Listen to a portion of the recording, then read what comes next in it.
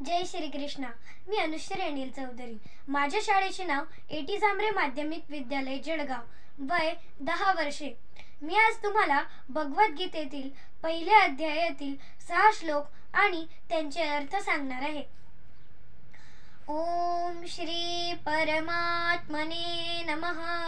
श्रीमद्भगवद्गीता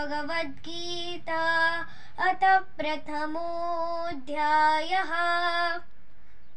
धृतराष्ट्र उवाच धर्मक्षेत्रे कुरुक्षेत्रे समवेतायुयुत्सवः मामकाः पांडवाश्चैव किमकुर्वत संजय। धृतराष्ट्र म्हणाला, हे संजया, या धर्मभूमी असलेल्या कुरुक्षेत्रात युद्धाच्या इच्छेने एकत्र जमलेल्या माझ्या आणि पांडूच्या पुत्रांनी काय केले? संजय उवाच दृष्ट्वा तु पांडवानीकं व्यूढं दुर्योधनस्तदा आचार्यमुपसंगम्य राजा वचनमब्रवीत्। संजय म्हणाला, तेव्हा राजा दुर्योधनाने व्यूहरचना केलेले पांडवांचे सैन्य पाहिले आणि द्रोणाचार्यांजवळ जाऊन तो म्हणाला, पश्यैतां पांडुपुत्राणां आचार्य महते च मुं व्यूढान् द्रुपदपुत्रेण तव शिष्येण धीमताम्। अहो आचार्य, तुमच्या बुद्धिमान शिष्याने द्रुपदपुत्र धृष्टद्युम्नाने व्यूहरचना करून उभी केलेली पांडव पुत्रांची प्रचंड सेना पहा।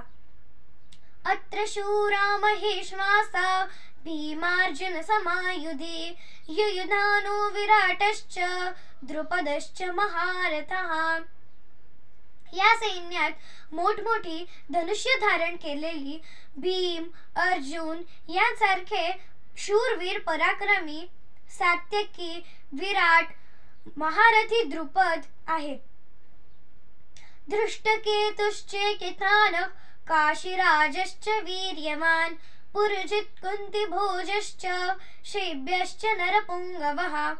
आणि दृष्टकेतु, चेकितान, बलवान काशीराज, वीर्यवान पुरुजित, कुंतीभोज यांसारखे पराक्रमी आहेत। युधामन्युश्च विक्रांत उत्तमौजाश्च वीर्यवान सौभद्रो द्रौपदेयाश्च सर्व एव महारथः। आणि त्याबरोबरच पराक्रमी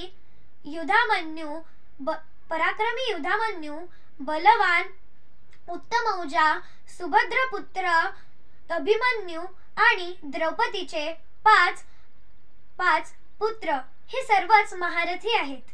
धन्यवाद।